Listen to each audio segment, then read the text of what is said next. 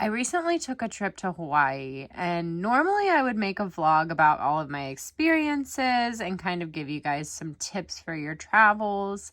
But my experience in Hawaii was so incredibly different from anything that I've ever experienced before that I had to make a video about my experience alone.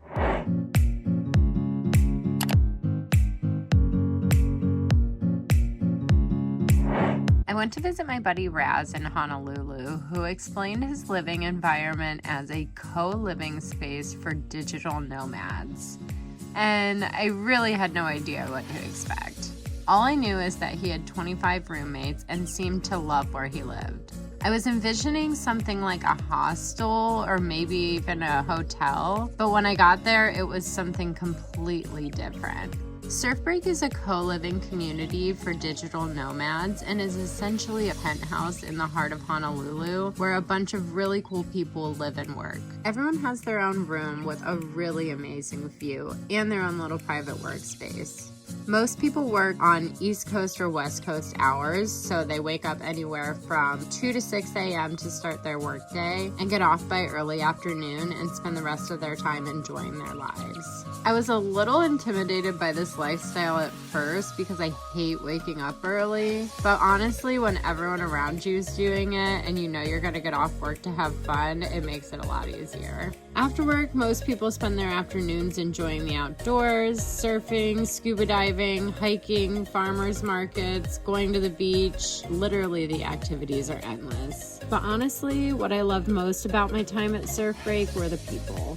Living with 25 plus people who all have a similar mindset to you. Everyone there works remotely, loves to travel, have fun, and just loves to live life to the fullest. I met so many amazingly smart, talented, and creative people that were also super spontaneous and down to have a good time. While I was there, I mentioned that something I'd love to do while I was in Hawaii would be to be able to go to the Big Island and see the active volcanoes. And before I knew it, we had a group of 5 people who were booking the trip to make it happen. The Big Island adventure was so life-changing in so many ways. I don't even know where to begin, but again, I just have to say that the people that I went with were amazing. I couldn't have asked for a better group to travel with, and by the end of the trip, we felt like family. We accidentally booked a campsite at a nudist campground next to the Volcanoes National Park and arrived super late to pitch our tents and went to the national park to check out the volcano, which was hands down one of the coolest experiences of my life. We had so much fun on that trip, and we packed so much into just 2 nights. We went to a coffee farm, a black sand beach, hiked Mauna Kea, visited a cloud forest, and even got to snorkel with manta rays, which was an insane experience. We were able to make it all happen in just 2 days by really working together, communicating, and most importantly, just going with the flow. We had to literally sleep on the ground, on the rocks, in the rain at one point, and still managed to have a great time. And that just goes to show that life is all about your mindset.